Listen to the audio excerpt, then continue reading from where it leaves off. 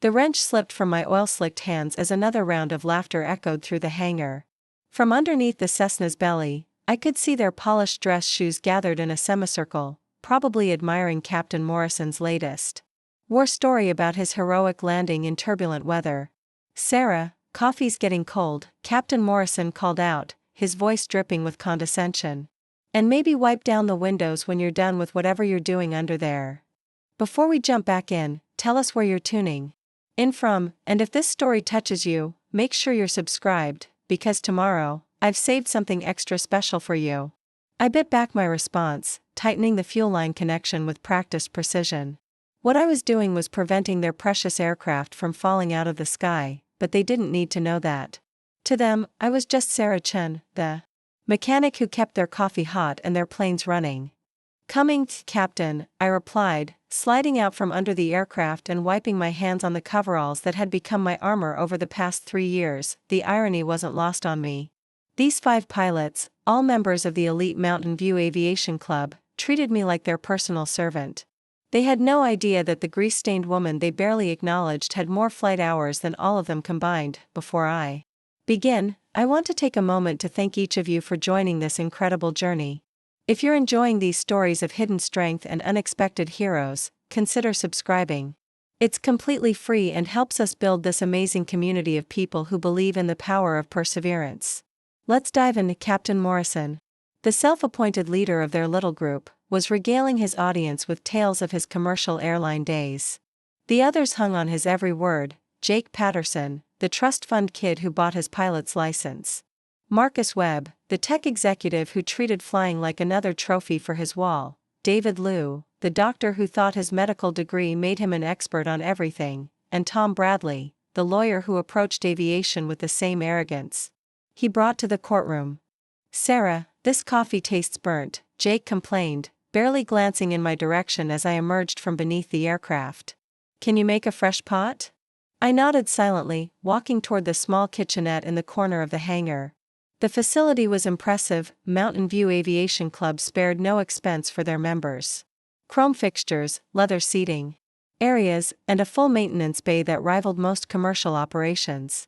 What they didn't know was that I owned the company that built half the equipment they used. 3 years ago, when I sold my aviation consulting firm for more money than most people see in a lifetime, I could have disappeared to any beach in the world. Instead, I chose to work here, under an assumed identity, for reasons that seemed increasingly masochistic with each passing day. Preparing and narrating this story took us a lot of time, so if you are enjoying it, like this video, it means a lot to us. Now back to the story. "Earth to Sarah," Marcus called out. "The coffee?" "Sorry, just checking the fuel mixture on the Cessna," I replied, measuring coffee grounds with the same precision I used for aircraft maintenance. "Detected a slight irregularity that could cause engine failure at altitude." "Right," David laughed. "Because our mechanic is suddenly an expert on engine performance." The coffee maker gurgled to life as I returned to my work area, pulling up the maintenance logs on my tablet. These weren't just any maintenance logs. They were connected to a proprietary system I developed years ago, one that tracked every component, every flight hour, every stress point on their aircraft. What Morrison and his crew didn't realize was that I'd been documenting everything. Every dismissive comment, every time they'd overruled my maintenance recommendations, every instance of their dangerous shortcuts. All of it was being recorded, analyzed, and stored in a secure database that painted a very different picture than their public personas suggested. "Sarah," Morrison's voice boomed across the hangar. "The Gulf Stream needs to be prepped for tomorrow's trip to Denver. Full maintenance check, fuel topped off, and make sure the cabin's spotless." I looked up from my work, wiping grease from my hands. The Gulfstream G650 was their crown jewel, a $70 million aircraft that Morrison flew like it was his personal toy. What he didn't know was that I designed half the avionics systems in that plane during my previous life as one of the most sought-after aviation engineers in the industry. "Full maintenance check might take a while," I said carefully. "I found some concerning readings in the hydraulic system last week." "Concerning how?" Marcus asked, his tone suggesting I was being overly cautious. I pulled up the diagnostic data on my tablet, showing them readings that would make any qualified engineer nervous. Pressure fluctuations in the primary hydraulic system could indicate a developing leak or pump failure. Morrison barely glanced at the screen. Looks fine to me. We're flying tomorrow whether you think there's a problem or not. Jake nodded in agreement. These things are built to last. Besides, what would a mechanic know about hydraulic systems anyway? I bit my tongue, remembering the years I'd spent developing next-generation hydraulic systems for military aircraft. The patent royalties alone from those innovations had funded my early retirement. But here, in this hangar, I was just Sarah the mechanic. Of course, Captain, I replied, making a note in my private log.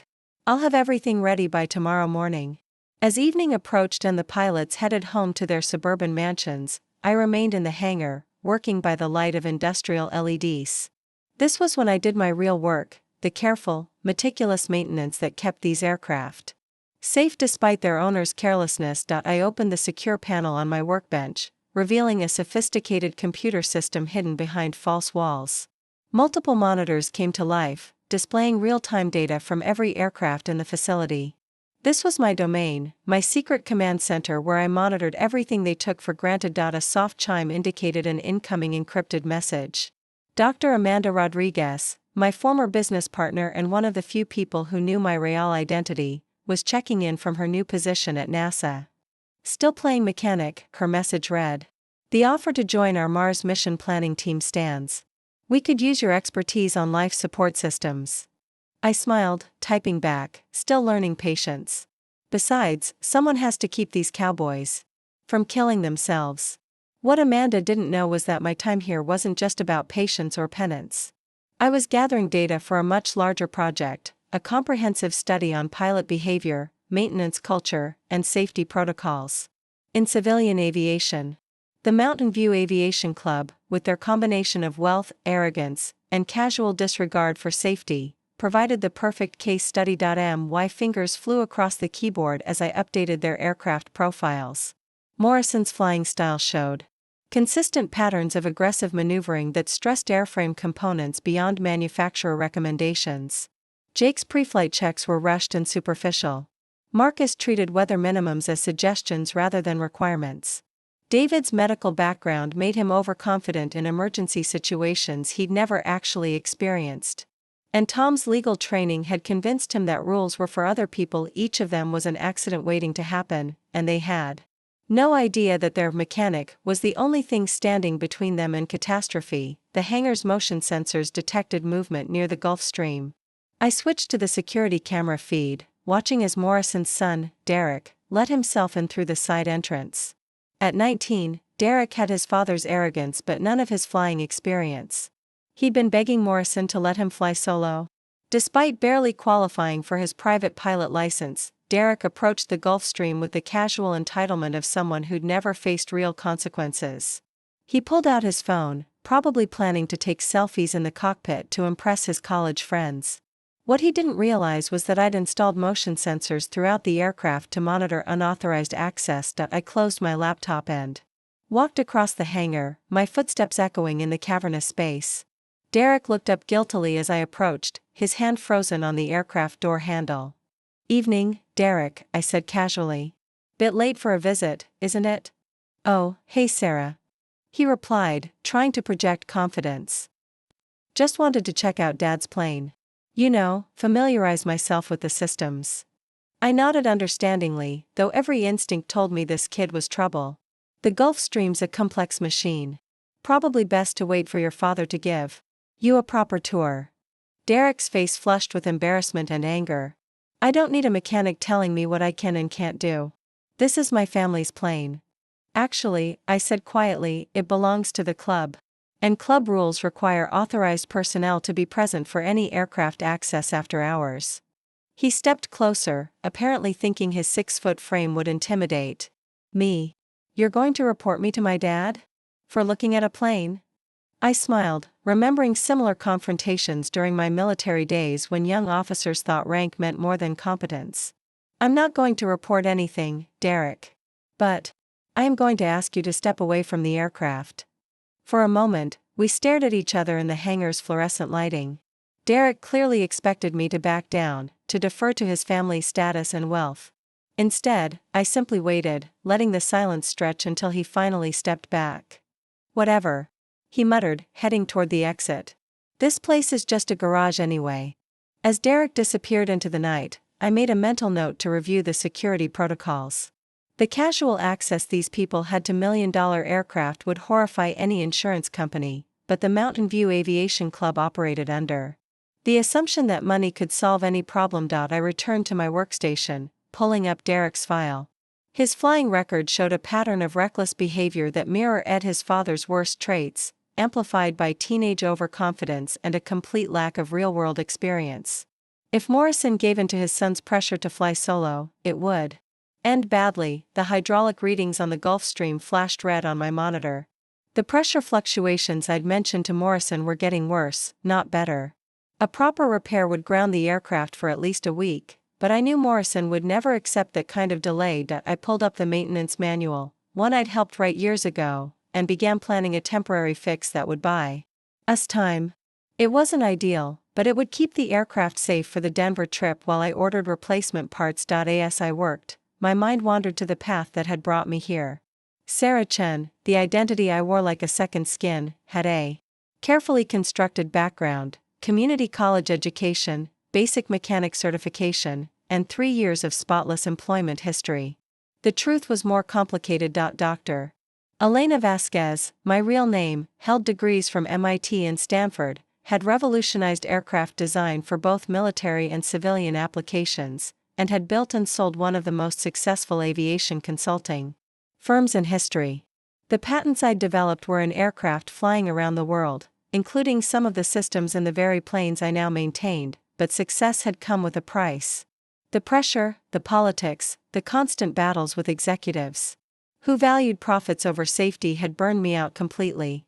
The final straw came when a defense contractor overruled my safety recommendations to meet a deadline, resulting in a crash that killed 3 test pilots I'd trained personally. That night, I walked away from everything. The company, the recognition, the life I'd built.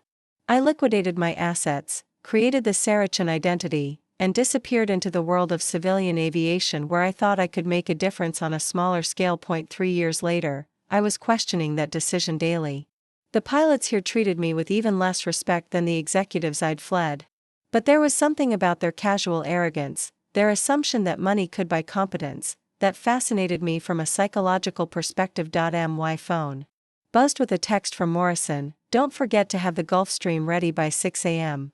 Flying to Denver for the Henderson merger meetings. Can't afford any delays." I stared at the message, then at the hydraulic pressure readings on my screen.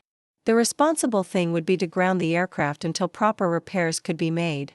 The safe thing would be to refuse to sign off on a pre-flight inspection, but I knew Morrison. He'd simply find another mechanic, one less qualified and more willing to ignore warning signs for the right price. At least if I managed the maintenance, I could ensure they stayed safe despite themselves. I started composing my response, then deleted it. Instead, I opened my secure communications system and sent a message to my contact at the FAA.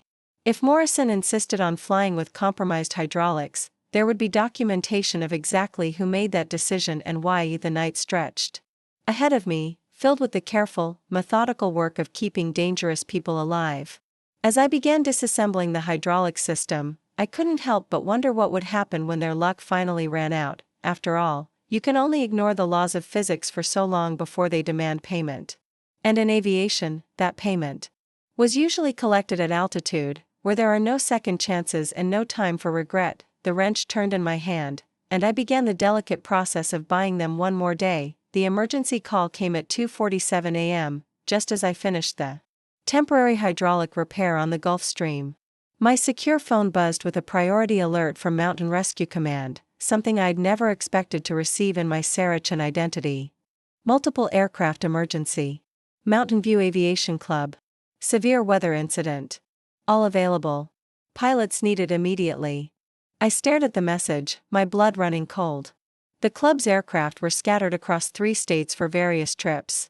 Morrison and his crew were supposed to leave for Denver in 4 hours, but the others, my fingers, flew across the keyboard, pulling up the club's flight tracking system.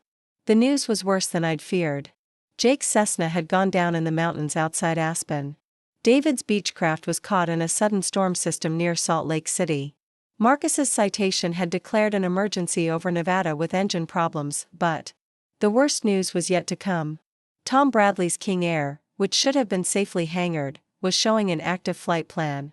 A flight plan that included Derek Morrison as the sole pilot. The 19-year-old had stolen his father's friend's aircraft for a midnight joyride, and now he was trapped above a storm system with minimal experience and a plane he barely knew how to fly. Phone rang. Morrison's panicked voice filled the hangar. "Sarah, we need every aircraft we have. There's been multiple emergencies. Tom's plane is missing with my son on board. The others are scattered and in trouble. We need..." His voice broke. "We need miracles." "I'll prep the Gulf Stream," I said, my mind already calculating fuel loads and flight times. "No, you don't understand. We need pilots. Real pilots. The weather's too dangerous for anyone except..." Morrison paused, probably realizing what he was about to say. "Too dangerous for anyone except experts." Through the hangar's windows, I could see emergency vehicles arriving. Mountain Rescue Command had set up a mobile operations center in our parking lot.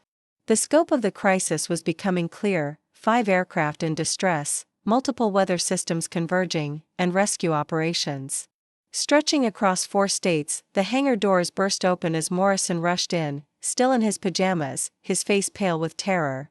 Behind him came a stream of emergency personnel, weather specialists, and FAA investigators.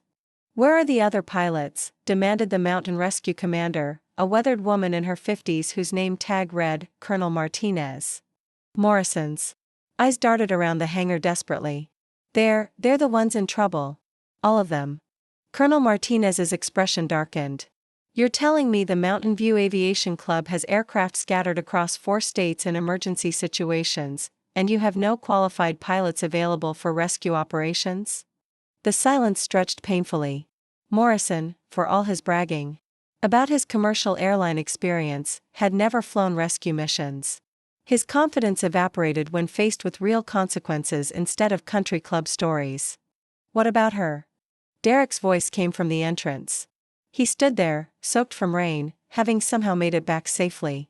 "Sarah knows these planes better than anyone." Colonel Martinez looked at me dismissively. "Ma'am, we need qualified pilots, not ground crew." I stepped forward, stripping off my grease-stained coveralls to reveal the crisp flight suit I always wore underneath. "Colonel Martinez, I believe we've met before. Operation Desert Storm, 91. You were a major then, flying search and rescue." Her eyes widened as recognition dawned. "Elena Vasquez? But you're supposed to be dead? Retired? Missing?" I pulled out my real identification, my military service record, my current FAA certifications that showed ratings for every aircraft type. "In the hangar. I prefer to think of it as undercover research." Morrison's jaw dropped as he processed what he was hearing. You're Dr. Elena Vasquez? The Elena Vasquez who designed the Phoenix rescue system." "Among other things," I replied, moving toward the aircraft prep station. "But right now, I'm the only qualified pilot you have for a multi-aircraft rescue operation in severe weather." Colonel Martinez was already pulling up my service record on her tablet. "Combat search and rescue, 200+ missions, decorated for valor." "Elena, what the hell are you doing working as a mechanic?" "Long story. Short version, studying pilot behavior and safety culture." I gestured toward Morrison. "These gentlemen have provided excellent case studies in everything not to do." The Rescue Operations Center buzzed with activity as weather data poured in. The storm system was worse than anyone had predicted, a convergence of 3 weather fronts creating conditions that would challenge even experienced rescue pilots. "Situation report," I called out, falling naturally into command mode. "Jake Patterson's Cessna went down near Mount Wilson. Beacon's active, but he's above the tree line in deteriorating conditions. David Liu's Beechcraft is circling Salt Lake City with engine problems and zero visibility. Fuel's running low. Marcus Webb's citation has partial engine failure over Nevada. He's trying to reach Las Vegas but losing altitude. Tom Bradley's King Air." The technician paused. Derek Morrison was flying it. "He managed to land at a small airstrip in Colorado, but there's an injured hiker on board who needs immediate medical evacuation." I studied the weather maps, calculating flight paths and fuel requirements. We'll need 3 aircraft minimum. The Gulf Stream can handle the high-altitude rescue in Colorado and still have range for Nevada. The Twin Otter can get into the mountain strip for Jake. The Learjet can intercept David over Salt Lake. Colonel Martinez nodded. What about pilots? I'll take the Gulf Stream for the most dangerous missions. You still have your mountain rescue certification? Current and active, she replied. You take the Twin Otter. The Learjet. I looked around the hangar. Every other qualified pilot was either in trouble or unavailable. Morrison stepped forward, his face pale but determined. I'll fly it. I know I haven't been. I know you probably don't trust me, but my son is out there, and these are my friends. I studied him for a moment, seeing past the arrogance to the fear underneath. Can you handle instrument flight in zero visibility with a passenger experiencing medical emergency? I don't know. But I have to try. No, I said firmly. You'll get yourself and David killed. I turned to Derek, who had been listening intently. What's your instrument rating status? I just passed my instrument check ride last month. Derek said quietly. But I've never flown in conditions like this. Neither had I when I flew my first combat rescue, I replied. The question is, can you follow instructions exactly, without improvisation or shortcuts? Derek nodded, his youthful arrogance replaced by genuine determination. Yes, ma'am. Then you're my co-pilot on the Gulf Stream. Your father can coordinate from here. Morrison started to protest, but I cut him off. This isn't about pride or family dynamics. This is about physics, weather, and survival. Derek has better reflexes and fewer bad habits to overcome. The next hour was a blur of preparation. Weather updates, flight plans, equipment checks, and briefings filled every moment. The storm was intensifying, pushing the limits of what even military-grade aircraft could handle. As I completed the pre-flight check on the Gulf Stream, Morrison approached me one final time. Elena? Dr. Vasquez? I owe you an apology. We all do. We treated you like a servant, I finished. Like someone whose expertise didn't matter because of your assumptions about my background. He nodded miserably. Why didn't you tell us who you were? I paused in my equipment check, considering the question. Because you never asked what I knew, only what you thought I should know. You saw coveralls and assumed incompetence. You heard a mechanic and stopped listening. The truth was more complex than that, but it would have to wait. Derek climbed into the co-pilot seat, his movements careful and precise. Whatever else his father had taught him, it hadn't been carelessness. Pre-flight complete, I announced over the radio. Mountain Rescue 1 departing for Colorado, then Nevada. Twin Otter, you're cleared for Mount Wilson approach. Colonel Martinez's voice came back crisp and professional. Copy, Gulfstream. Weather's deteriorating rapidly. Be advised, you'll be flying through conditions that would ground commercial traffic. Understood. We're not commercial traffic. The Gulf Stream lifted off into a sky that looked like a meteorologist's nightmare. Lightning danced between cloud layers, wind shear indicators flashed red on every display, and the radar showed precipitation so heavy it appeared solid. Derek's knuckles were white on the controls, but his voice stayed steady as he read off checklist. Items. Hydraulic pressure normal. Navigation systems active. Weather radar painting severe precipitation ahead. Good, I replied, banking toward Colorado. Now watch what real flying looks like. For the next 6 hours, we flew through conditions that tested every skill I'd learned in 20 years of aviation. The Gulf Stream's advanced systems helped, but ultimately it came down to experience, judgment, and the kind of precision that couldn't be bought or bragged about. We reached the Colorado airstrip just as Derek Morrison was helping load an injured hiker into Tom Bradley's King Air. The medical evacuation was successful, but the young pilot was visibly shaken by his experience flying in conditions far beyond his skill level. I'm sorry, Derek whispered to his father over the radio. I know I screwed up. I just wanted to prove I could fly like you guys. Morrison's response surprised me. Son, you did something none of us could have done. You kept yourself and that hiker alive until help arrived. That's real flying. From Colorado, we flew to Nevada where Marcus Webb's Citation was struggling with single-engine operations. The Gulfstream's superior performance allowed us to escort him safely to Las Vegas, providing navigation assistance and emergency coordination. The final rescue was the most dangerous. David Liu's Beechcraft was running on fumes over Salt Lake City, circling in zero visibility with no working navigation equipment. I had to talk him through an instrument approach using only radio guidance, while Derek managed our own approach to the same runway. David, you're going to descend to 3,000 feet and turn left heading 270, I instructed, watching both aircraft on radar. Your runway is 12 miles ahead. Maintain current speed and don't deviate from the heading I give you. I can't see anything. David's voice was tight with panic.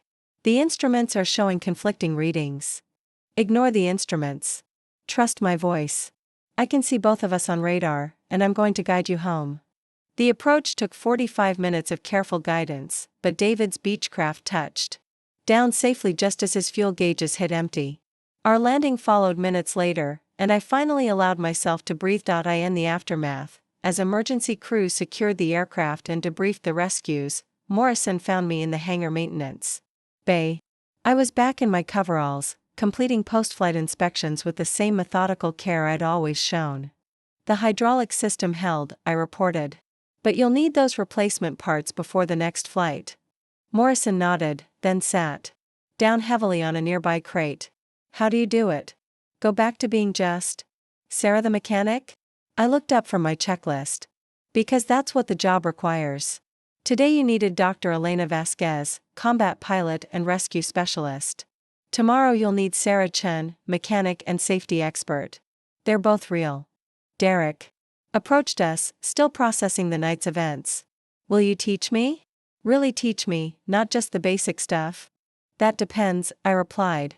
Are you ready to learn that flying isn't about proving anything to anyone? It's about respect, for the aircraft, for the weather, for the people counting on you to make the right decisions. Both father and son nodded, and for the first time in 3 years, I saw something other than arrogance in their eyes.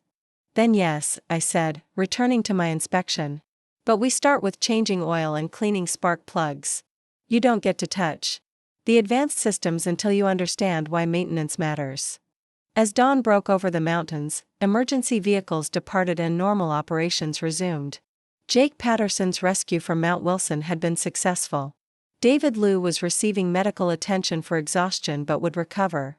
Marcus Webb was already planning modifications to prevent future engine problems. The Mountain View Aviation Club would never be the same.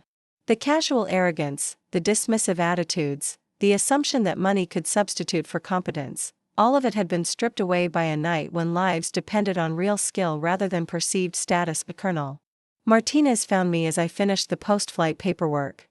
The offer from NASA still stands, she said quietly. We could use someone with your expertise on the Mars mission life support team.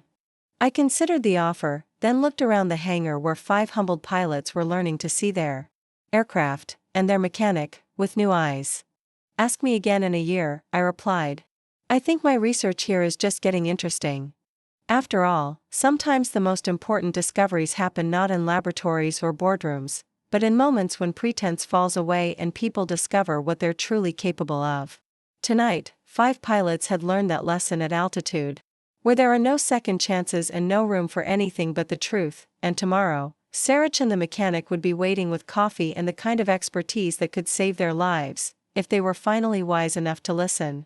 Up next, you've got 2 more standout stories right on your screen. If this one hit the mark, you won't want to pass these up. Just click and check them out. And don't forget to like, subscribe and turn on the notification bell, so you don't miss any upload from us.